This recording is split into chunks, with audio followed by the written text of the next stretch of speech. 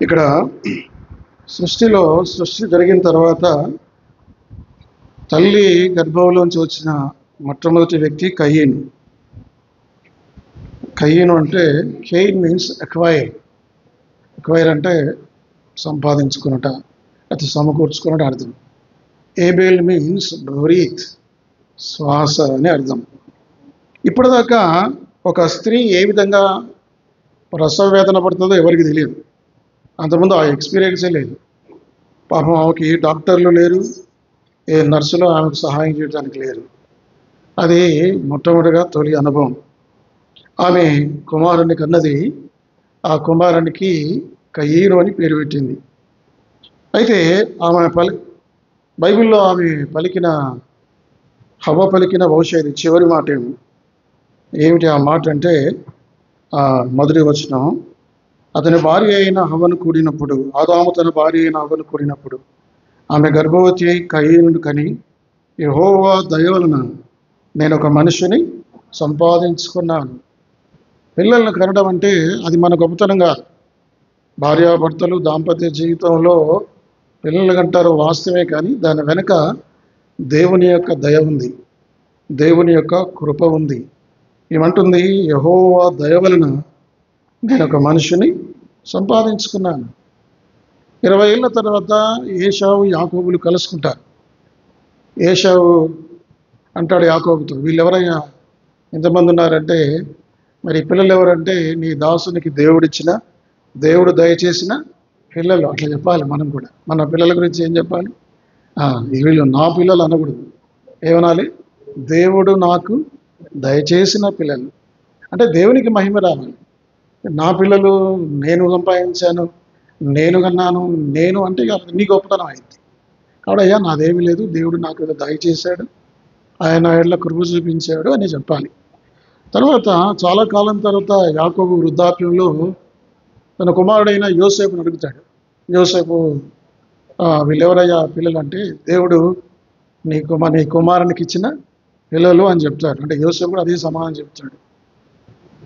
కాబట్టి దేవుడు అందుకే 120వ కీర్తన 3వ వచనంలో, కుమారులు యెహోవా అనుగ్రహించు స్వాస్థ్యము, గర్భఫలము ఆయన ఇచ్చు బహుమానం. కుమారులు అంటే children are the heritage of the Lord. కాబట్టి కుమారులైనా కుమార్తెలైనా ఒకటే. దేవుడిచ్చిన బహుమానం, దేవుడిచ్చిన స్వాస్థ్యం. అయితే అదొక సంగతి. ఇక రెండవది ఏమిటంటే, బైబిల్ అంతట్లో మీరు చూస్తే దేవుడు ఎందుకో జ్యేష్ఠ సంతానాన్ని త్రోసివేశాడు. మీకు అర్థమవుతుందా? ఇప్పుడు కయీను పెద్దవాడు, హేబేలు చిన్నవాడు. దేవుడు కయీను, వాస్తవానికి ఆదాము తర్వాత ఆ స్థలాన్ని ఎవరు తీసుకోవాలి? కయీను తీసుకోవాలి. కయీను ప్లేస్లో దేవుడు షేతును రీప్లేస్ చేశాడు. ఆ ఆధిక్యత అంతా షేతుకి వెళ్ళింది. హేబేలు బ్రతుకుంటే హేబేలుకి వచ్చేదేమో. కాబట్టి కయీను త్రోసివేశాడు దేవుడు. తర్వాత అబ్రహాముకి 2 కుమారులు, ఒకరు ఇస్మాయిలు, మరొకరు ఇస్సాకు. దేవుడు పెద్దవాడు ఇస్మాయిలే, కానీ ఇస్మాయిల్ని దేవుడు త్రోసివేశాడు. ఇస్సాకు ఆ భాగ్యం అనుగ్రహించాడు. పెద్దవారిని బైపాస్ చేశాడు దేవుడు ఒక రకంగా. తర్వాత ఇస్సాకు 2 కుమారులు, ఒకరు ఎవరు? ఏశావు, రెండవది యాకోబు. నేను యాకోబును ప్రేమించి తిని, ఏశావును ద్వేషించి తిని. ఇదేమి ప్రభు ఇట్లా అంటావు? ఎందుకు ఇట్లా అంటున్నావు? నీకేమన్నా పక్షపాతం ఉందా? ఎందుకు నువ్వు ఏశావును ద్వేషించాలి? ఎందుకు నువ్వు యాకోబుని ప్రేమిస్తావు అంటే దేవునికి పక్షపాతం లేదు. ఎందుకు దేవుడు ఏశావుని ద్వేషించాడంటే, ఏశావు యొక్క స్వభావం, ఏశావు యొక్క నిత్యత్వము, ఏశావు యొక్క పతనము అన్నీ దేవునికి తెలుసు. కాబట్టి దేవుడు ఏశావును ద్వేషించాడు. ఇట్లా దేవుడు కొన్నిసార్లు మరి ఇప్పుడు చూడండి, యోసేపుకు 2 కుమారులు, పెద్దవాడు మనష్షే, చిన్నవాడు ఎఫ్రాయిము. దేవుడు ఆ ఆర్డర్ని కూడా మార్చాడు.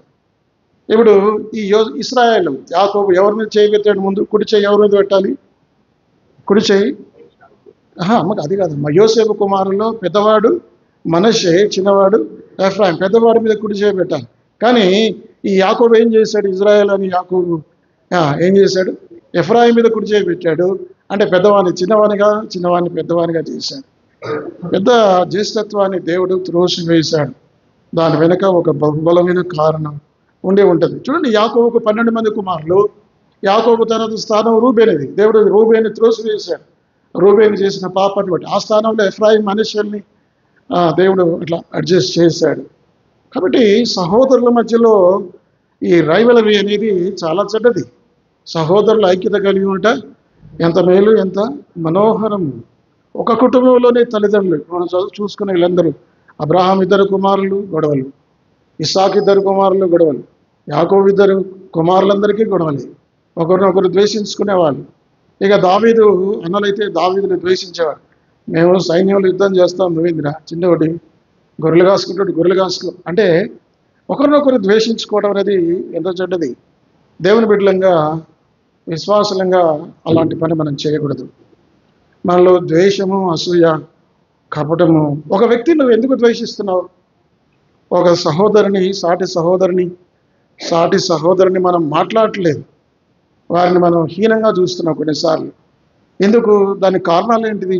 ఒక వ్యక్తి మరొక వ్యక్తితో, ఒక విశ్వాసి మరొక విశ్వాసితో మాట్లాడుకోవడానికి కారణం కోపమై ఉండొచ్చు, అంతే కదా. కోపం ఎక్కువ పెట్టుకుంటే ఆ కోపం, బైబిల్ ఏం చెప్తుంది? సూర్యుడు అస్తమించే వరకు నీ కోపం నిలిచి ఉండరా. నెలల తరబడి, సంవత్సరాల తరబడి మాట్లాడకుండా మౌనంగా ఉంటే మరి ఇక్కడికి వచ్చి పాటలు పాడటం, ఆరాధన వర్తమానాలు చెప్పడం ఇవన్నీ అవసరమో చెప్పండి? ఇది ముఖ్యం కాదు. పాటలు పాడటం, వర్తమానం చేయటం, బలలో చేయి వేయటం ముఖ్యం, అది ముఖ్యం కాదు. ఏది ముఖ్యం అంటే నీ సహోదరునితో సమాధాన పడటం, అది అవసరం, అది ముఖ్యం, చాలా ముఖ్యం. మత్తయి సువార్త 5వ అధ్యాయం. మత్తయి సువార్త 5వ అధ్యాయం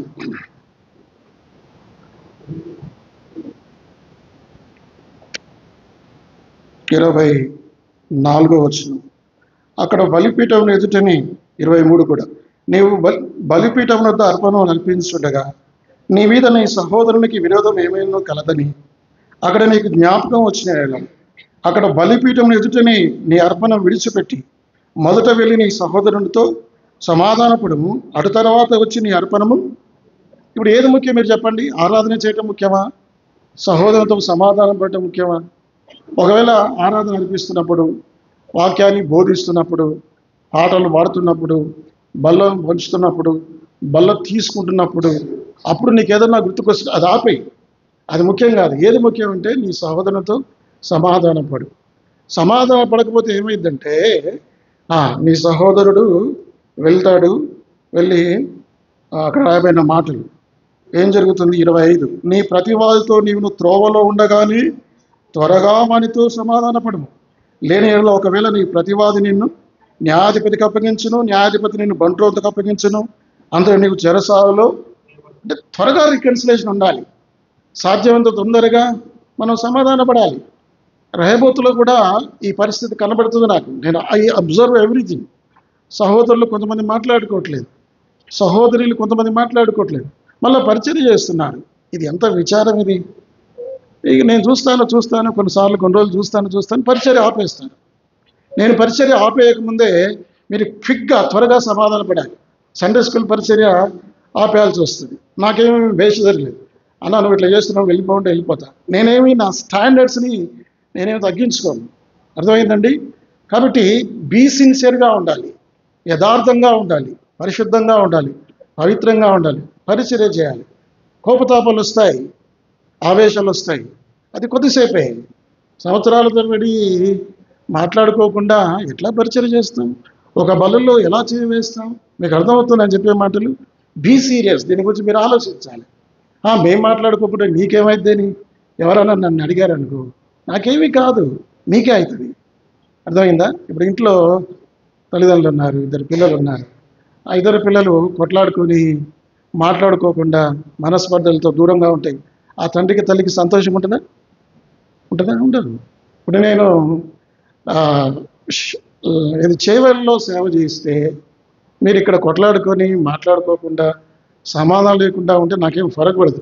కానీ ఇక్కడ నేను సేవ చేస్తున్నాను కాబట్టి ఐ కన్సర్న్. మీ కొరకు నాకు పట్టింపు ఉంది, మీ కొరకు నాకు బాధ ఉంది, భారం ఉంది. నేను ఒక బాధ్యత గల స్థానంలో ఉన్నాను. కాబట్టి దేవుని బిడ్డలంగా బైబిల్ ఏం చెప్తుంది? నీ శత్రువునే ప్రేమించమని బైబిల్ మనకు బోధిస్తుంటే మనం మన సహోదరులే ప్రేమించకపోతే ఎలా? అంటే ఇదంతా ఎందుకు వచ్చిందంటే కయీను హేబేలు గురించి వచ్చింది. ఈ హేబేలు కయీను స్వభావం చెడ్డది. కయీను స్వభావం చెడ్డది. అయితే మరి అది మొదటి సంగతి. మొట్టమొదటి ఏంటంటే 4 విషయాలు 5 విషయాలు మీకు చెప్తాను. అందులో మొట్టమొదటిది ఏమిటంటే ద బ్రదర్, ఇద్దరు సహోదరుల మధ్యలో మరి వాళ్ళకు సమాధానం లేదు, నెమ్మది లేదు. హేబేలుకు నెమ్మది ఉంది, కయీను అలాంటి వాడు కాదు. కయీను ఎలాంటి వాడు? తన స్వభావమే చెడ్డది. 1 యోహాను 3వ అధ్యాయం 12వ వచనం. 1 యోహాను 3వ అధ్యాయం 12వ వచనం. మనము కయీను వంటి వారమై ఉండరాదు. వాడు దుష్టుని సంబంధి అయి తన సహోదరుని చంపెను. వాడతని ఎందుకు చంపెను? తన క్రియలు చెడ్డవి. కాబట్టి వాడు దుష్టుని సంబంధి. ఎవడు? కయీను. వాడు నరహంతకుడు, అబద్ధికుడు. కాబట్టి అతని క్రియలు చెడ్డవని బైబిల్ చెప్తుంది. హేబేలు చాలా మృదు స్వభావం కలిగినవాడు. సరే, వీళ్ళిద్దరు కుమారులిద్దరు పెరిగి పెద్దవారయ్యారు. పెద్దవారైన తర్వాత తల్లిదండ్రులైన వారు ఆదాము హవ్వలు, ఆ రోజులో వాక్యం లేదు, బైబిల్ లేదు, ఆ రోజుల్లో రిటర్న్ వర్డ్ లేదు, ఆ రోజులో సంఘం లేదు, ఆ రోజులో ఏమీ లేదు. ఏదన్నా వాళ్ళు హేబేలు నేర్చుకున్నాడంటే తన తండ్రి ద్వారా తల్లి ద్వారా దేవుని యొక్క సంగతుల వారు నేర్చుకున్నారు. బహుశా అన్నాడు దేవుడు, అనుకోవచ్చు. ఇప్పుడు వీళ్ళిద్దరూ ఏం చేశారంటే ఆరాధన సమర్పించారు. చూడండి 4వ అధ్యాయం 2వ వచనం. తర్వాత ఆమె అతని తమ్ముడికి హేబేలుని కనెను. హేబేలు గొర్రెల కాపరి, కయీను భూమిని సేద్యపరచువాడు. అంటే దీని అర్థం ఏమిటి? తల్లిదండ్రులైన వారు బిడ్డలకు చెప్పారు, ఇద్దరు కుమారులు చెప్పారు, నాయనా మీరు నాకు ఇద్దరు కుమారులు, దేవుడు నాకు ఏం చెప్పాడంటే కష్టపడి పని చేయని చెప్పాడు. మీరు చూడండి, పాపము లోకంలో ప్రవేశించక ముందు కూడా ఆదాము ఏం చేసేవాడు? కష్టపడి పని చేసేవాడు. దేవుడు చెప్పాడు, ఈ తోట అంతా కూడా నువ్వేం చేయాలి? సేద్యం చేయాలి. అంటే సేద్యం అంటే కష్టపడాలి, పని చేయాలి. మన బాధ్యత విధి ఏమిటంటే మనం పని చేయాలి.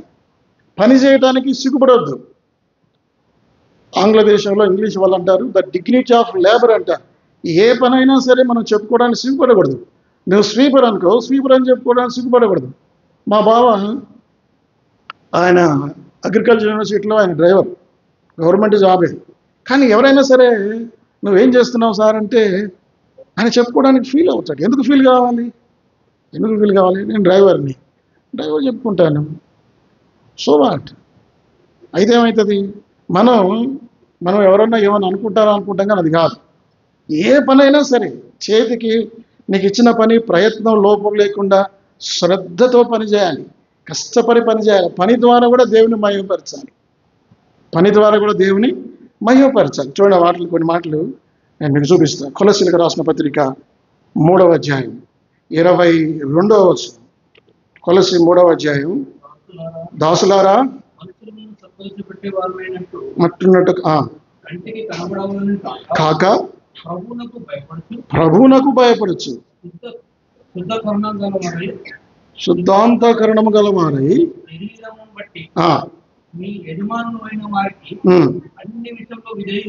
కాబట్టి పని చేయడం అంటే ఏంటంటే యజమానికి లోపడాలి, కష్టపడి పని చేయాలి. మనం పై వారికి ఎప్పుడు మన ఉద్యోగంలో హుషారుగా యాక్టివ్గా చేస్తాం, లేకపోతే మనం పని చేసే సంతోషంగా ఎలా చేస్తాం అంటే నేను నా యజమాని కోసం కాదు నేను చేసేది. నేను పని చేసేది ఎవరి కోసం అంటే దేవుని కోసం. దేవుడు నాకు ఈ పని ఇచ్చాడు, ఈ పని ద్వారా దేవుని మహిమపరచాలి. కాబట్టి పని ద్వారా కూడా ఆరాధన, పని ద్వారా కూడా దేవునికి మహిమ. కష్టపడి పని చేయడం నేర్చుకోవాలి మనం.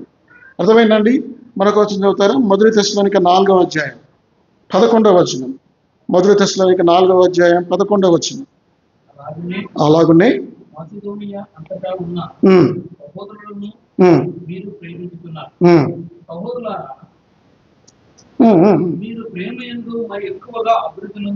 కాబట్టి సహోదరులు ఎలా ఉండాలి, వాళ్ళు ఎలా ప్రవర్తించాలి, అసలు బైబిల్ అనేది ఒక జ్ఞాన సంపద గని. ఇందులో అన్నీ ఉన్నాయి. తత్వం ఉంది, సైకాలజీ ఉంది, స్పిరిచువాలిటీ ఉంది. ఇందులో ఏది లేనిదంటే ఏమీ లేదు. నువ్వు వెతుకుతూ తీసుకోవాలి అంతే. అర్థమైందా? అయితే ఇంకొక మాట, మనం అక్కడ దాకా వెళ్ళలేదు కదా. పని చేయని వాడు భోజనం చేయకూడదు అన్నాడు పౌలు. ఎక్కడుందో ఆ మాట మీకు దొరుకుతుందా?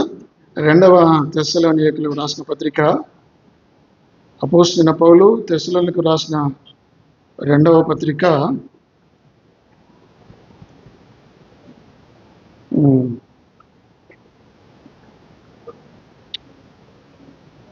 8వ అధ్యాయం 3:10 ఎవడైనా పని చేయనల్లని ఎడల వాడు భోజనం చేయకూడదని మీకు ఆజ్ఞాపిస్తుంది. కాబట్టి పని చేయడం అనేది శాపం కాదు. నేను చెప్పేది ఏమిటి? పని చేయడం అనేది శాపం కాదు. పని చేయడం అనేది ఆశీర్వాదం. దేవుడు మనకు ఒక పని నియమించాడు. నువ్వు గృహిణి అయితే గృహిణిలో వంటలు నమ్మకంగా చేయి. నువ్వు ఉద్యోగం అయితే ఉద్యోగంలో నమ్మకంగా చేయి. వ్యాపారం అయితే మోసం చేయకుండా నమ్మకంగా చేయి. అర్థమైందా? ఏ పని దేవుడు అప్పగించినా సరే ఆ పనిలో మనం నమ్మకంగా చేయాల్సిన అవసరం ఎంతైనా ఉంది. యేసుక్రీస్తు ప్రభువారు ఆయన దేవుని కుమారుడు. 30 సంవత్సరాలు తన చేతులతో కష్టపడి వడ్రంగి పని చేశాడు. ఆయన సిగ్గుపడలేదు. అయ్యో నేను దేవుని కుమారుడు కదా, నేను లోకరక్షకుని కదా, అందరి కొరకు ప్రాణం పెట్టడానికి వచ్చాను కదా, నేను ఈ పని చేస్తానా అనలేదు. ఆయన తల్లిదండ్రులకు లోబడ్డాడు. భౌతికమైన భూ సంబంధమైన తల్లికి తండ్రికి లీగల్ ఫాదర్ యోసేపుకు లోబడ్డాడు. 30 సంవత్సరాలు కష్టపడి ఇంటికి పెద్దవాడిగా తన కుటుంబాన్ని కష్టపడి పోషించాడు. తన తమ్ముళ్ళు, ఎంతమంది తమ్ముళ్ళు? ఆయనకు 5 తమ్ముళ్ళు, 4 తమ్ముళ్ళు, 2 చెల్లెళ్ళు. ఈయన తండ్రి చిన్నప్పుడే చనిపోయాడు కావచ్చు యోసేపు. మరి ఇంత పెద్ద కుటుంబాన్ని పోషించాలంటే బాధ్యతగా ప్రవర్తించాలి. బాధ్యతాహీనంగా ఆయన లేడు. ప్రభు కష్టపడి పనిచేశాడు. తెలుసా మీకు? పౌలు టెంట్లు కుడుతూ గుడారాలు కుడుతూ ఆయన పని చేసి సువార్త ప్రకటించాడు. పని చేయటం అనేది తప్పు కాదు. దేవుడు నీకు ఇచ్చిన పని. దావీదు చెప్పాడు తన కుమారులు, కయ్యను నువ్వేం పని చేస్తావు? నాయనా నేను భూమిని సేద్యం చేస్తాను. చెయ్యి, కష్టపడి పని చేయి. హేబేలు నువ్వేం చేస్తావు? అయ్యా నేను గొర్రెలు కాసుకుంటా. కష్టపడి చేయి. నీ పనిని శ్రద్ధగా చేసేవాడు ఏలుబడి చేస్తాడు. సోమరివాడు వెట్టి పనులు చేస్తాడు. బైబిల్ ఆ మాట శ్రద్ధగా పని చేయవాడు ఐశ్వర్యవంతుడు అవుతాడు. సోమరివాడు వెట్టి పనులు చేస్తాడు, పేదవాడు అవుతాడు. కాబట్టి మనం పేదవాళ్ళు కావడానికి కారణం ఏమిటంటే బైబిల్ చెప్తుంది. ఏమని చెప్తుంది? కష్టపడి పని చేయాలి. ఇప్పుడు వీళ్ళిద్దరు బ్రదర్స్. మొట్టమొదటిగా they are brothers. Number 2 they are workers. ఎవర్ వర్కర్స్, పని చేసేవాళ్ళు. మూడవది ఏంటంటే దేవర్ వర్షిప్పర్స్, వర్షిప్ చేస్తున్నారు. చూడండి 4వ అధ్యాయం 3వ వచనం. కొంతకాలమైన తర్వాత కయ్యూను పొలం పంటలో కొంత యెహోవాకు అర్పణగా తెచ్చెను. హేబేలు కూడా తన మందలో తొలుచూల్లో పుట్టిన వాటిని క్రొవ్విన వాటిని కొన్ని తెచ్చాను. ఇప్పుడు క్రొవ్విన వాటిని హేబేలు తేవటం అది మంచి బలి అనుకుందాం. మరి అట్లా అనుకుంటే ఈయన తెచ్చింది ఏమిటి? పొలం పంటలో కొంత తెచ్చాడు. అదేమన్నా చెడ్డదా? కాదు. అది మంచిదే, ఇది మంచిదే. చూడండి మాటలు. ద్వితీయోపదేశ కాండం 20 లేదా లేవ్యాకాండం 9వ అధ్యాయం 21వ వచనం. లేవ్యాకాండం 9:21 చదవండి. అది ఇక్కడ బలి గురించి ఉందేమో అక్కడ. లేవ్యా 9:21.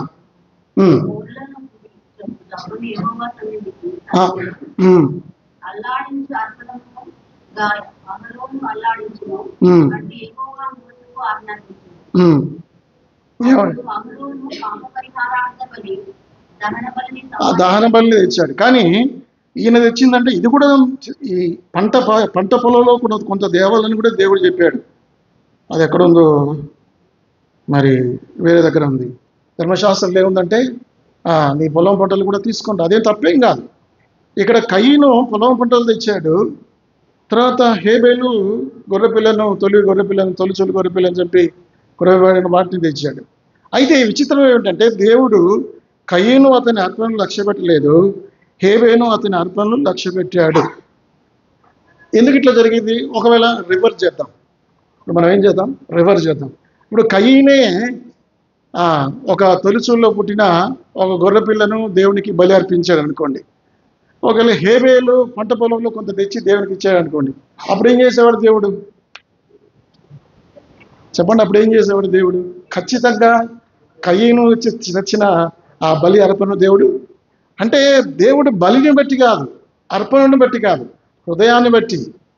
అర్థమైందా? కొన్ని మాటలు మీకు చూపిస్తాను. 1 సమూయేలు 15వ అధ్యాయం 22వ వచనం. 1 సమూయేలు 15వ అధ్యాయం 22వ వచనం.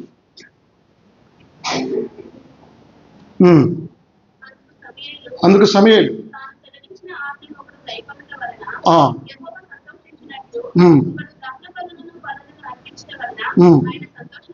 ఆయన సంతోషించిన ఆలోచించము, బలులు అర్పించట కంటే ఆజ్ఞను గైకొనుట శ్రేష్టము. ఇప్పుడు హేబేలు ఆజ్ఞను గైకొన్నాడు, కయీను ఆజ్ఞను గైకొనలేదు. కాబట్టి ఇక్కడ బలి అర్పణది ముఖ్యం కాదు, కానీ ఆ మాట వినుట శ్రేష్టం. హోషేయ గ్రంథం 6వ అధ్యాయం 6వ వచనం. హోషేయ గ్రంథం 6వ అధ్యాయం 6వ వచనం. తర్వాత మీకు 6:6 కూడా తర్వాత తీసి పెట్టుకోండి. హోషేయ 6:6, బలిని కోరను కానీ కనికరమునే కోరొచ్చున్నా. అంటే ఇన్ని మాటలు మనకు బైబిల్లో కనబడుతున్నాయి కదా. నేను బలిని కోరను, నాకు బలి ముఖ్యమైనది కాదు, ఇవన్నీ చెప్తున్నప్పుడు మరి హేబేలు బలి అర్పించాడు కదా. మరి ఎందుకు దేవుడు అర్పించాడంటే బలిని బట్టి కాదు, అర్పణను బట్టి కాదు. హేబేలు యొక్క హృదయాన్ని బట్టి, ఆయన మంచితనాన్ని బట్టి, ఆయన నీతిని బట్టి, ఆయన విశ్వాసాన్ని, ఇవన్నీ చూశాడు క్వాలిటీలో. చూడండి, నాకు మంచి మాటలో నాకు నేర్పరితనం ఉంది, నాకు మంచి వొకాబులరీ తెలుసు, నాకు మంచి మాటలు పదం ఉంది. నేను ఆరాధన చేస్తాను చక్కని పదాలతో, చక్కని మాటలతో, గ్రాంధిక భాషలో వినసొంపైన ఆరాధన చేస్తాను. చేసినప్పటికీ దేవుడు నా ఆరాధన అంగీకరించాడు. ఒకవేళ నా హృదయం సరిగ్గా లేకపోతే, నేను నీతిమంతుణ్ణి కాకపోతే, నేను విశ్వాసిని కాకపోతే, నేను ఆయనకు లోబడి జీవించకపోతే, నేను ఎంత ఆరాధన చేసినా ఎంత ఆరాధన చేసినా ఆయన పట్టించుకోడు. నువ్వెంత, అది దేవునికి అక్కడికి. ఒకవేళ హృదయం మంచిగా ఉండి మంచి విశ్వాసి నీతిమంతుడిగా జీవించిన వ్యక్తి, కొన్ని మాటలు చదువులేని నిరక్షరాస్యులు ఉంటారు, పామర్లు ఉంటారు, వారికి అంతగా భాష తెలియకపోవచ్చు, వాళ్ళది చెప్తారు, వాళ్ళది అలాంటి ఆరాధన కూడా దేవుడు అంగీకరిస్తాడు. అర్థమైందా? కాబట్టి నేను చెప్పేది ఏమిటంటే, దేవుడు హేబేలు అర్పణను ఎందుకు అర్పణం చేశాడంటే అర్పణను బట్టా కాదు, అతని యొక్క జీవిత ప్రవర్తనను బట్టి, అతను దేవునికి ఎంత విధేయతగా ఉన్నాడో అతని విశ్వాసాన్ని బట్టి. కయీనుకు ఆ స్వభావం ఇందాక మనం చదివాం, మనము కయీను వంటి వారమై ఉండరాదు, వాడు దుష్టుని సంబంధి అయి తన సహోదరుని చంపాను, అతని క్రియలు చెడ్డవి, తన సహోదరుని క్రియలు మంచివి. కాబట్టి చెడ్డ క్రియలు ఉన్నాయి, దుష్టుని సంబంధి, మారు మనసు లేనాడు. తండ్రి చెప్తున్నాడు, తల్లి చెప్తుంది, దేవుడు ఎలాంటి వాడు, ఆయన శుక్రాలు ఎలాంటివి, ఆయన ఎలా ప్రేమించాడు, ఎలా క్షమిస్తాడు, దేవునికి మనం విధేయతగా ఏ విధంగా జీవించా, ఇవన్నీ చెప్తున్నారు. చెప్పినప్పటికీ సరే కయ్యని ఏవి పట్టించుకోలేదు కదా. ఎన్ని సంవత్సరాలు మన వాక్యాన్ని వింటాం కానీ మనం చెవులు దులిపేసుకుంటాం, ఏదో వస్తాం వింటాం పోతాం, కానీ మన జీవితంలో మార్పు లేదు, ఉండదు. ఎందుకు ఉండదంటే ఇంకా అదంతే. కొంతమంది వారు చిన్న వయసులో రక్షణ పొందుతారు, చాలా కిగ్గు ఆత్మీయంగా ఎదుగుతారు, వాక్యం చెప్పింది వింటారు, చదువుతారు, దాన్ని అన్వయించుకుంటారు, పరిశుద్ధంగా జీవిస్తారు, నీతిగా జీవిస్తారు, దేవుడు వారిని పైకి తీసుకుని వస్తాడు. కొంతమంది ఎలా ఉంటారంటే సంవత్సరాల తరబడి ఎక్కడ వేసిన వాళ్ళు అక్కడే ఉంటారు. కాబట్టి కయీను మనస్తత్వం ఎలాంటిదంటే దేవునికి విరోధమైన వాడు. యూదా పత్రిక 11వ వచనం. యూదా పత్రిక 11వ వచనం. అయ్యో వారికి శ్రమ, కయీను నడిచిన మార్గంలో నడిచిరి. చాలమ్మ, కయీను నడిచిన మార్గం ఏ మార్గం ఇది? తప్పుడు మార్గం ఇది, అవిధేయత మార్గం. కయీను కోపిస్తోడు, కయీను నరహంతకుడు, కయీను అబద్ధికుడు, ఇంకా ఎన్ని అవలక్షణాలు ఉన్నాయంటే ఇంకా అవన్నీ చెప్పడం మంచిది కాదు. అర్థమైందా? ఇది దేవుడు అతను అర్పణ అంగీకరించకపోవడానికి కారణం ఇది. మీరు కూడా చెక్ చేసుకోండి. మీరు అందరూ ఆరాధిస్తారు, ఈ తర్వాత ఆరాధించే ముందు ఒకసారి మీరు పరీక్షించుకోండి. నేను ఆరాధిస్తున్నాను, 2 నిమిషాలు 1 నిమిషం ఆరాధిస్తున్నాను, నిజంగా నా ఆరాధన దేవుడు లక్ష్యపెడతాడా? లేదా కయీను వలె నా ఆరాధన కయీనుకు చేసినట్లుగా నా ఆరాధన దేవుడు త్రోసి వేస్తాడా? హేబేలు వలె నా ఆరాధన లక్ష్య పెడతాడు? ఎవరికి మనం పరీక్షించుకోవాలి. ఆరాధన మాటలను బట్టి దేవుడు కాదు కదా. 29 యెషయా గ్రంథం 29వ అధ్యాయం 13వ వచనం. యెషయా గ్రంథం 29వ అధ్యాయం 13వ వచనం. నిలవిచ్చినాడు, నోటి మాటతో నా యొద్దకు వచ్చున్నారు, పెదవులతో నన్ను కనపరుచున్నారు, తమ హృదయం నాకు దూరంగా ఉంది. దేవునికి నీ మాటలు కాదు కావాల్సింది, దేవునికి కావాల్సింది ఏంటంటే నీ హృదయం. కాబట్టి దేవుడు నీ మాటలను చూడడు, నీ హృదయాన్ని చూస్తాడు. కాబట్టి మన హృదయం ఎలా ఉంది అది చాలా ముఖ్యం. ఇక్కడ హేబేలు హృదయం చాలా స్వచ్ఛంగా ఉంది, పరిశుద్ధంగా ఉంది, పవిత్రంగా ఉంది. కయీను హృదయం చెడిపోయింది, తన తలంపులు చెడ్డవి, తన క్రియలు చెడ్డవి, తన ప్రవర్తన చెడ్డది. అది మొదటి విషయం. ఇక రెండవది, హేబేలు అర్పణను దేవుడు ఎందుకు అంగీకరించాడంటే కయీను కంటే హేబేలు శ్రేష్టమైన అర్పణ అర్పించాడు. హెబ్రీ పత్రిక 11వ అధ్యాయం 3వ వచనం. హెబ్రీ పత్రిక 11వ అధ్యాయం 3వ వచనం, 4వ వచనం. విశ్వాసమును బట్టి హేబేలు కయీను కంటే శ్రేష్టమైన బలి దేవునికి అర్పించెను. దేవుడు అతని అర్పణల గురించి సాక్ష్యం, నేను చదువుతున్నాను కదా, సాక్ష్యం ఇచ్చినప్పుడు అతను ఆ విశ్వాసమును బట్టి నీతిమంతుడని సాక్ష్యము పొందాను. ఇక్కడ రాయబడిన మాట ఏమిటంటే విశ్వాసమును బట్టి హేబేలు కయీను కంటే శ్రేష్టమైన బలి, బెటర్ సాక్రిఫైస్. ఇది మనం బెటర్ సాక్రిఫైస్ గురించి బైబిల్ స్టడీలో తర్వాత చూస్తాం. కాబట్టి ఎందుకు ఇలా శ్రేష్టమైన బలి చెప్పొచ్చు అంటే, రెండవది హేబేలు హృదయాన్ని బట్టి దేవుడు అతను అర్పణలు అర్పించాడు. రెండవది అతను అర్పించిన అర్పణ కయీను అర్పణ కంటే మంచిది.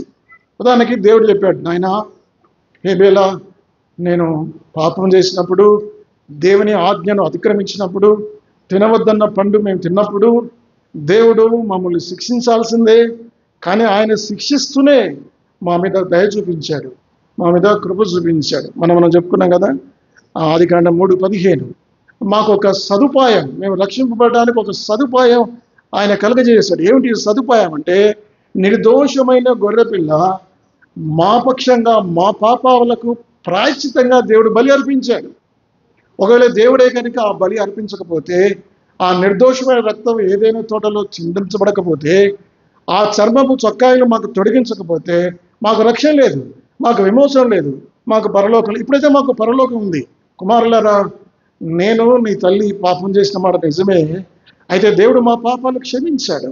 ఎందుకు క్షమించాడంటే తన కుమారుడైన యేసుక్రీస్తు వారికి ముంగుర్తుగా జగదుత్పత్తి మొదలుకొని, చెప్పండి, జగదుత్పత్తి మొదలుకొని వధింపబడిన గొర్రెపిల్ల. ఈ గొర్రెపిల్ల యేసుక్రీస్తు వారు ఏదైనా చోట నుంచి ప్రారంభమైంది ఆయన ప్రాయశ్చిత్తం. ఏదైనా తోటలో ఆదామహుల కొరకై ఆయన బలి అర్పించాడు. గొర్రెపిల్ల, నిర్దోషమైన గొర్రెపిల్ల ఎవరంటే యేసుక్రీస్తు వారే. తర్వాత ఇస్సాకు కొరకై, ఇస్సాకు స్థానంలో ఒక పొట్టేలు, ఇస్సాకు బలి అర్పించబడాలి. కానీ దేవుడు ఏం చేశాడు, ఇస్సాకు స్థానంలో ఒక గొర్రె పొట్టేలు యెహోవా ఈరే. ఆ గొర్రె పొట్టేలు ఎవరైనా యేసుక్రీస్తు ప్రభు వారే.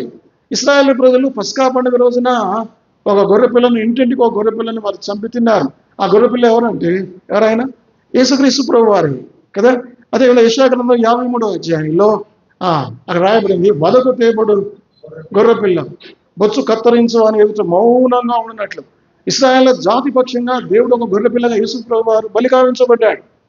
అదేవిధంగా యోహాను సువార్త 1:29 వచనంలో, ఇదిగో లోక పాపమును మోసుకొని దేవుని గొర్రెపిల్ల. కాబట్టి అందుకే ప్రకటన గ్రంథం 13వ అధ్యాయంలో ఉంది, జగదుత్పత్తి మొదలుకొని వధింపబడిన గొర్రెపిల్ల. కాబట్టి అయ్యా, నువ్వు పంట పొలంలో అర్పించవచ్చు, లేకపోతే గొర్రెపిల్లను బలిగా అర్పించవచ్చు, కానీ వీటిలో శ్రేష్టమైనది ఏమిటంటే, మేము చూసాం, దేవుడికి ప్రాయశ్చిత్తం మనం కలగజేయాలంటే ఈ గొర్రెపిల్లను అర్పించాలి అని ఆదాము ద్వారా హేబేలు నేర్చుకున్నాడు. కాబట్టి ఏదైనా తోటలో దేవుడు ఏదైతే చేశాడో ఆ సంగతులు హేబేలు విన్నాడు. హేబేలు శ్రేష్టమైన బలి అర్పించాడు. కాబట్టి ఇతని హృదయం మంచిది, ఇతని అర్పణం కూడా మంచిదే. కాబట్టి ఆదికాండం 4వ అధ్యాయం 4వ వచనం, హేబేలు కూడా తన మందలో తొలిచూలిన పుట్టిన వాటిలో కురవిన వాటిని కొని తెచ్చెను. యెహోవా హేబేలు అతని అర్పణను లక్ష్య పెట్టెను. కాబట్టి దేవుని బిడ్డలంగా మనం ఆలోచించుకోవాలి, నా అర్పణ, నా ఆరాధన దేవుడు అంగీకరిస్తాడా? నా హృదయం సరిగ్గా ఉందా? నేను మారు మనసు పొందానా? దేవుని అడుగుజాల్లో నడుస్తున్నానా? ప్రభా, నేను ఆరాధిస్తాను, నేను నీకు అంగీకారమైన అర్పణ తీసుకుని వస్తాను. ప్రభా, ఇంతకాలం నా పెదవులు, నా హృదయం దూరంగా ఉంది, నా పెదవులు మాత్రమే కాదు ప్రభా, ఇప్పుడు నా హృదయంతో, నా పెదవులతో నిన్ను ఆరాధిస్తాను. సరి అయిన ఆరాధన చేయవలసి ఉంది. ఇప్పుడు ఏం జరిగిందంటే, తర్వాత the murderer, number 1 the brother, number 2 the worker, number 3 the worshipper, number 4 the murderer అంటే హంతకుడు అయ్యాడు. ఇప్పుడు కొన్నిసార్లు కోపం అనేది చాలా చెడ్డది. కోపం అంటే డేంజర్లో DENGER. మీరు డేంజర్లో మొట్టమొదటి లెటర్ D తీసేయండి, అంటే యాంగర్. అంటే ఎవడైతే కోపంలో ఉన్నాడో వాడు ప్రమాదంలో ఉన్నాడు, డేంజర్లో ఉన్నాడని అర్థం చేసుకోవాలి. ఎవరైనా కోపం వచ్చింది, ఈ కోపం ఆగ్రహంగా మారుతుంది. కోపము, ఆగ్రహం, దుష్టత్వము, దూషణ మీ నోట పోతుంది అని వీటిని విసర్జించడం బైబిల్ చెప్తుంది. కాబట్టి ఇతను కోపడ్డాడు. అప్పుడు దేవునికి తెలిసింది, ఏమిటి వీడు, ఈ కయ్యను అనేవాడు, అతని హృదయం సరిగ్గా ఉందా, లేదు, అతని ప్రవర్తన సరిగ్గా ఉందా, పోనీ అతని క్రియలో చెడ్డవా, పోనీ అతను ఏమైనా మంచి అర్పణం తెచ్చాడా, తెలియదు. హేబేలు వంటి శ్రేష్టమైన అర్పణ తెలియదు కదా, ఇతనికి ఎందుకు కోపం వస్తుంది అని చెప్పాడు. దేవుడు ఒక అవకాశం ఇచ్చాడు. దేవుడు గమనిస్తాడు మనందరినీ. మన హృదయంలో ఏం జరుగుతుందో, మన ఆలోచనలో ఏం జరుగుతున్నాయో దేవుడు గమనిస్తాడు. మనం ఏం చేయబోతున్నామో. ఇప్పుడు ప్రమాదాన్ని దేవుడు గుర్తించాడు. ఈ కయ్యను అనేవాడు ఏమైనా చేస్తాడేమో. అప్పుడు కయ్యనుతో దేవుడు మాట్లాడుతున్నాడు. 5వ వచనం, కయ్యను అతని అర్పణలో ఆయన లక్ష్య పెట్టలేదు కాబట్టి కయ్యనుకు మిక్కిలి కోపం వచ్చి అతడు తన ముఖము చిన్నబుచ్చుకునగా, యెహోవా కయ్యనుతో నీకు కోపమేలా, ముఖము చిన్నబుచ్చుకున్నావేమి. ఇతను కోపం వచ్చింది. ఏంటట? కోపం వచ్చింది. కోపంతో ముఖం చిన్నబుచ్చుకున్నాడు. కొంతమంది ముఖాలు చిన్నబుచ్చుకుంటారు, చిన్నదానికి చిన్నపిల్లలు అలిగినట్టు అలుగుతారు. ఏం చెప్తాం మనం? ఈ అలుగుళ్ళు ఇవన్నీ తీసివేసుకోవాలి. హూందాగా ఉండాలి, మనం బ్రాడ్ మైండ్గా ఉండాలి. కాబట్టి ఈయన ముఖం చిన్నబుచ్చుకున్నాడు. ముఖం చిన్నబుచ్చుకొని అలిగి కూర్చున్నాడు. అప్పుడు దేవుడు వచ్చాడు. ఎందుకయ్యా కయ్యను అంటే, నువ్వు పాపం చేయకపోతే, తప్పు చేయకపోతే నీకెందుకు బాధపడాలి నువ్వు? కాబట్టి నువ్వు తప్పు చేస్తున్నావు, నువ్వు సరి చేసుకో అని దేవుడు ఒక అవకాశం ఇస్తున్నాడు. బిడ్డ, నువ్వు ఆదాము నా కుమారుడు, నువ్వు ఆదాము కుమారుడు, ఆదాముని బట్టి నిన్ను ప్రేమిస్తున్నాను, నీకు పరలోకం ఇస్తాను, నీకు క్షమాపణ ఇస్తాను కుమారుడు. అయితే నువ్వు సరి చేసుకో. సరే, ఇప్పుడు కోపపడ్డావు, నువ్వు ముఖం చిన్నబుచ్చుకున్నావు, ఇంతకంటే ఎక్కువ చేయకు. ఇంతకంటే ఎక్కువ నా మాటలు వింటున్నారా మీరు? పాపం చేస్తున్నారా? పాపాన్ని ఆపివేయండి. ఇంతకాలం ఏం పాపం చేసావు ఒక ఆపివే. ఇదే మనకు కూడా అది, ఈ పాపాలు ఆపివేయాలి. అప్పుడు ఆపివేసాడపో నీ కయ్యను ఏం చేశాడు? అతను పోయి దేవుని యొక్క మాట, నీవు సత్క్రియ చేయలేలా, ఓ కయ్యను నువ్వు సత్క్రియ చేయట్లేదు, జాగ్రత్త సోమ అని చెప్పినప్పటికీ సరే ఇతను వెళ్ళి ఏం చేశాడు? తన తమ్ముడైన అతని మీద పడి, హేబేలు మీద పడి చంపాడు. అయిపోయింది. నరహంతకుడు అయిపోయాడు, కోపిస్తాడు. ఇప్పుడు దేవుడు వచ్చి అడిగి ఏమని అడిగాడు చెప్పడం మాటలు? నీ కోపమేల కాదు. 9వ వచనం, యెహోవా నీ తమ్ముడైన హేబేలు ఎక్కడున్నాడని కయ్యను అడగగా, అతను నేను ఎరగను. ఎంత మాట చాలు, అతను నేను ఎరగను అంటే ఎరగడా? మీరు చెప్పండి, నిజంగా ఎరగడా? తెలుసు, అబద్ధం ఆడాడు. మళ్ళీ అంటాడు, నా తమ్ముడు నేను కావాలి పోయినా, నువ్వేమన్నా కీపర్గా పెట్టావా, నేను వాచ్మెన్నా, నువ్వు నాకైనా జీతం ఇస్తున్నావా, ఆయన గురించి నన్ను ఎందుకు అడుగుతున్నావు అంటే, దేవుడు ఇచ్చిన అవకాశాలని, దేవుని కృపను నిరర్థకం చేయటం ఇది. అవకాశాలు పోగొట్టుకున్నాడు. అప్పుడు దేవుడు అన్నాడు, చూడు, నీ తమ్ముని యొక్క రక్తము నేలలోంచి నాకు మొరపెడుతుంది. రక్తం అనేది, రక్తంలో ఏముంటుంది? ప్రాణం ఉంటుంది, జీవం ఉంటుంది కదా. కాబట్టి రక్తాన్ని మనం తినకూడదు. రక్తాన్ని ఏం చేయాలి? మేము కూడా చిన్నప్పుడు రక్తాన్ని తినేవాళ్ళం తెలవక. ఈ మేక మాంసం తెచ్చినప్పుడు అది చాలా టేస్ట్గా ఉండేది. తర్వాత ఎప్పుడైతే ఈ సంగతి తెలిసిందో దాన్ని తినడం మానేసాం. కాబట్టి రక్తాన్ని తినవద్దని బైబిల్ చెప్తుంది. అయితే ఇప్పుడు ఈ రక్తం అట నేలలోంచి మొరపెడుతుంది. ఇప్పుడు చూడండి, ఎవరిని మొరపెడుతుంది? బహుశా మీరు అడగవచ్చు, ఎవరిని మొరపెట్టచ్చు? హేబేలు రక్తము నేలలోంచి దేవునికి మొరపెడుతుంది. ఎవరిని మొరపెడుతుంది? దేవా, అన్యాయంగా నా అన్న ఈ కయ్యను అనేవాడు అన్యాయంగా నన్ను చంపాడు. నేనే తప్పు చేయలేదు. నేను మంచి అర్పణ అర్పించాను, నీతిగా జీవించాను, పరిశుద్ధంగా జీవించాను, విశ్వాసంగా జీవించాను, శ్రేష్టమైన బలి అర్పించాను. నా మీద కక్ష కొద్ది నన్ను చంపాడు. ఇప్పుడు నువ్వేం చేస్తావు అంటే, నా రక్తాపరాధాన్ని బట్టి అతన్ని నువ్వేం చేయాలి? శిక్షించాలి. మరి యేసుక్రీస్తు రక్తం ఏమైనా మొరపెడుతుంది? యేసుక్రీస్తు రక్తం అట్లా మొరపెడుతుందా? తండ్రి మీరేమి చేయి. హెబ్రీయులకు రాసిన పత్రిక 12వ అధ్యాయం హెబ్రీలకు రాసిన పత్రిక 12వ అధ్యాయం 24 చదువుతాను. క్రొత్త నిబంధనకు మధ్యవర్తి అయిన యేసునొద్దకును హేబేలు కంటే మరి శ్రేష్టముగా పలుకు ప్రోక్షణ రక్తమునకును మీరు వచ్చినారు. హేబేలు రక్తం పలుకుతుంది రక్తం. యేసుక్రీస్తు రక్తం పలుకుతుంది. హేబేలు రక్తం ఏమని పలుకుతుంది? నేను హతసాక్షిగా గావించబడ్డాను, నేను మంచి పని చేసినందుకు విన్నాను చెప్పాడు, కాబట్టి వీనికి తీర్పు తీర్చు. ఏమని పలుకుతుంది?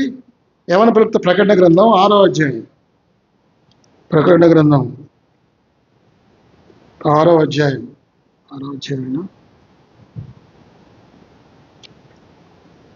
అక్కడ బలిపీఠం కిందనట నీతిమంతుల రక్తం దేవునికి మొరపెడుతుంది. ఎన్నో వచనం? 10వ వచనం అట. వారు నాదా సత్యస్వరూపి పరిశుద్ధుడా, ఎందాక తీర్పు తీర్చకయు మా రక్తము నిమిత్తము భూ నివాసులకు ప్రతినిందన చేయకయు ఉందని బిగ్గరగా ఎవరు వీళ్ళు? నీతిమంతులు, హతసాక్షులైన వారు. చూడు, మా రక్తాన్ని బట్టి మమ్మల్ని వాళ్ళు చంపారయ్యా, మేము హతసాక్షులమయ్యా నీకోసం, ఇంకెంతకాలం తీర్పు తీర్చకుంటాను. కాబట్టి హేబేలు రక్తం మొరపెడుతుంది, పలుకుతుంది. కాబట్టి యేసుక్రీస్తు రక్తం మరింత శ్రేష్టంగా పలుకుతుంది. హేబేలు రక్తం మేము పాపిని శిక్షించమని చెప్తే, యేసుక్రీస్తు రక్తం ఏం చెప్తుంది? తండ్రి, మీరు ఏమి చేస్తున్నారో మీరు ఎరగని కనుక వీళ్ళని క్షమించము. యేసుక్రీస్తు రక్తము అది శ్రేష్టమైన పలుకుదారులో ఉంది. అర్థమైందండి? కాబట్టి యేసుక్రీస్తు వారు మనం పాపులమే కానీ ఆయన కాచిన రక్తాన్ని బట్టి, ఆయన శిలువలో చేసిన పుణ్యకార్యాన్ని బట్టి మనకు పాప క్షమాపణ వచ్చింది. కాబట్టి ఈ రోజున మనము కయ్యిన వంటి వారమే. ఆ మాటకు వస్తే మనం ఒక వ్యక్తిని చంపట్లేదు కదా, చంపట్లేదు కానీ బైబిల్ చెప్తుంది మత్తయి సువార్త 6వ అధ్యాయం. నువ్వు చంపనంత మాత్రాన నేను చంపట్లేదు కదా, నాకేమీ కాదు అనుకోవద్దు మీరు. మత్తయి సువార్త 6వ అధ్యాయం. అమ్మా, తన సహోదరుని మీద కోపపడు ప్రతివాడు, ఎన్నో వచనం?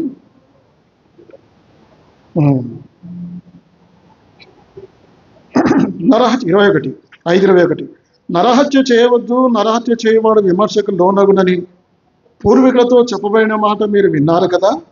నేను మీతో చెప్పినది ఏమనగా, తన సహోదరుని మీద కోపపడు ప్రతివాడు విమర్శకు లోనగును, తన సహోదరుని చూసి వ్యర్థుడా అని చెప్పువాడు మహాసభకు లోనగును, ద్రోహి అని చెప్పువాడు నరకాగ్నికి. అంతే. అర్థమైందా? నేను నరహత్య చేయట్లేదు అనుకుంటున్నావు కదా, నువ్వు కోపడితే చాలా నరహత్య చేసినట్లే.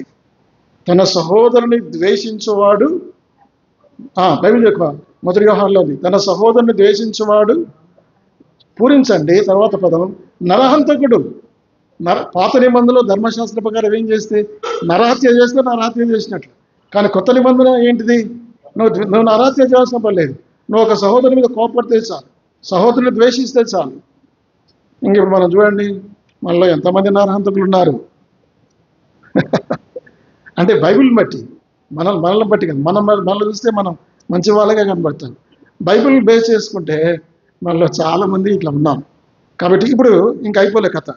ఇప్పుడు ద వాండరర్ ఫైనల్ ఏంటంటే, ఇప్పుడు ఏమైంది? 10వ వచనం 9 నుంచి చదువుతాను. యెహోవా నీ తమ్ముడైన హేబేలు ఎక్కడున్నాయని కయీను అడగగా, అతడు నేను ఎరగను, నా తమ్ముడు నేను కావలివాడనను. అప్పుడు ఆయన నీవు చేసిన పని ఏమిటి? నీ తమ్ముని యొక్క రక్తం స్వరము నేలలో నాకు బొరపెడుచున్నది. కావున నీ తమ్ముని రక్తమును నీ చేతుల్లో నుండి పుచ్చుకొనుటకు నోరు తెచ్చిన ఈ నేల మీద ఉండకుండా నీవు శపించబడవాడు.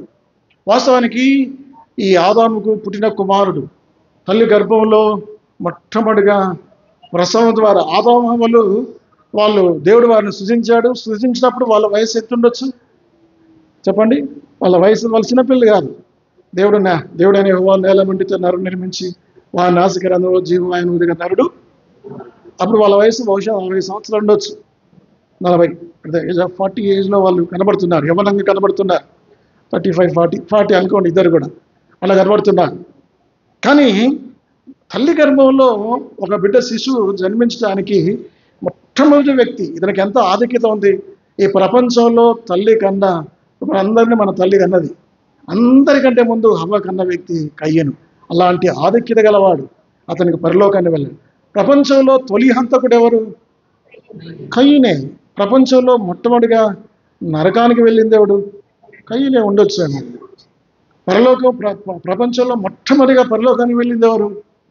హేబేల్ కదా. ఇవన్నీ ఫస్ట్ థింగ్స్ ఫస్ట్ అని ఒక బుక్ ఉంది, ఆయన ఎవరో రాశారు, చాలా మంచి పుస్తకం. కాబట్టి ఇన్ని ఆధిక్యతలు కలిగిన ఈ కయ్యను చివరికి తన అవకాశాన్ని వ్యర్థం చేసుకున్నాడు. కేవలం తనకున్న అవలక్షణం, కోపం, అసూయ, ద్వేషం, అబద్ధం, దుష్టత్వం, ఇలాంటి అవలక్షణాలతో పరలోకాన్ని పోగొట్టుకున్నాడు. సరిగ్గా దేవుణ్ణి ఆరాధించలేదు. సరే, ఇవన్నీ కాదు. ఇప్పుడు ముగింపులు ఏమిటంటే, మనం ఎలా ఉన్నాం? సరే, కయ్యను గురించి చెడ్డగా చెప్పడానికి నేను నిలబడలేను, అయితే హేబేలు గురించి గొప్పగా చెప్పడానికి కాదు. కానీ కయ్యను ద్వారా, హేబేలు ద్వారా మనం ఏం నేర్చుకుంటున్నాం? మనం కయ్యను వంటి స్వభావం ఉంటే తీసివేసుకోవాలి, హేబేలు వంటి అర్పణ అర్పించాలి. శ్రేష్టమైన బలి అర్పించాడు. రెండవది, హేబేలు యొక్క హృదయము, అతని బైబిల్ అతని గురించి, అతను నీతిమంతుడు, అతను సాక్ష్యం పొందినవాడు, అతని క్రియలు నీతి గలవి, ఇలా చెప్తున్న బైబిల్. కాబట్టి అతను హతసాక్షి అయ్యాడు, దేవుని కొరకు ప్రాణం అర్పించిన వాడు. కానీ దేవుని బిడ్డలమైన మన ఉదయకాలంలో, ప్రభువా, నా జీవితంలో ఎన్నోసార్లు నేను కయ్యను వలె ప్రవర్తించాను, నన్ను క్షమించు ప్రభువా. ఇక్కడి నుంచి నేను హేబేలు వలె జీవిస్తాను. నా జీవితం, నా యాటిట్యూడ్, నా ప్రవర్తన, నా క్రియలు అన్నీ కూడా నేను సరి చేసుకుంటాను, నీతిగా జీవిస్తాను, పరిశుద్ధంగా జీవిస్తాను. మానవ సంబంధాలు నేను మరుగుపరుచుకుంటాను. హ్యూమన్ రిలేషన్స్ చాలా మంచివి. ఈ బుద్వేల్లో ఒక బ్రదర్ ప్రకాశం గారని నాకు తెలుసు, మీకు చాలామంది తెలుసు. కానీ చాలా మంచి వ్యక్తి ఆయన, మంచి రిటైర్డ్ టీచరు. వాళ్ళ కొడుకు అమెరికా అమ్మాయిని పెళ్లి చేసుకున్నాడు. కానీ వాళ్ళ సిబ్లింగ్స్లో గొడవలు ఉన్నాయి. అక్కంటే తమ్ముడు పడదు, తమ్ముడు అంటే తమ్ముడు పడదు, అన్న కూడదు, అన్నంటే మళ్ళీ పరిచర్య చేస్తారు. ఇది నేను నచ్చను. వాళ్ళు ఎన్ని సంస్థలు ప్రారంభించినా ఏవైనా చేయండి, నీ కుటుంబం వారితో నువ్వు సమాధానం లేకపోతే, మా ఇంట్లో 7 ఉన్నారు, మేము 7, నాకు అందరితో సమాధానం ఉంటుంది. సరే, మిగతా వాళ్ళు ఎట్లా ప్రవర్తి, నేను అందరితో సమాధానం ఉంటాను. ఇక వాళ్ళే కాదు, ఇంక అందరితో సమాధానంగా ఉంటాను. నాతో ఎవడన్నా మాట్లాడా పోయి నేనే మాట్లాడతాను. ఇంకా నా కోపం ఎక్కడిది? నా మాటలు వింటున్నారా మీరు? నన్ను చూసైనా మీరు నడుచుకోండి, నాకు ఎవరి మీద ద్వేషం లేదు. అందరినీ సమానమైన గౌరవంతో చూస్తాను. అయితే నాకు పక్షపాతం లేదు. కొన్నిసార్లు సహోదరులు చేసిన తప్పిదాలను బట్టి కొన్నిసార్లు వాళ్ళని తాత్కాలికంగా ఆపాల్సి వస్తుంది తప్ప, అంత మాత్రాన వాళ్ళ మీద నాకు ఏ కోపం లేదు. బైబిల్ ఏం చెప్తుందంటే, శక్యమైతే సమస్త మనుషులతో సమాధానం కలిగి ఉన్నది. మనం సమాధాన కారకుడు. మన దేవుడు, మన ప్రభు సమాధానం కలిగిన వ్యక్తి. కాబట్టి సమాధానం కలిగి ఉండాలి. నేను ఇంతే బ్రదర్, నేను మా తమ్ముడితో మాట్లాడను, నేను మా అన్నతో మాట్లాడు, నాకు ఆయన అంటే కుదురతో పడదు, నువ్వు వనికిరావంట నేను పరిచర్యకి. అర్థమైందండి? కాబట్టి మనం కయ్యని వంటి వారమై ఉండరాదు. వాడు దుష్టుని సంబంధి అయి తన సహోదరుని చంపెను. వాడు ఎందుకు చంపెను? తన క్రియలు చెడ్డవి, తన సహోదరుని క్రియలు మంచివి కదా, నీతి గలవి కదా. కాబట్టి కయ్యని వంటి జీవితం, కయ్యని వంటి అర్పణ ఎంతకాలం జీవించినా దేవుడు దాన్ని యాక్సెప్ట్ చేయడు. ఉదయకాలంలో హేబేలు వలె జీవిస్తూ, హేబేలు వలె ప్రవర్తిస్తూ మన జీవితం మాదిరిగా ఉండాలి. మన జీవితం కూడా, మన బలి కూడా, అర్పణ కూడా శ్రేష్టమైనదిగా ఉండాలి. ఆ విధంగా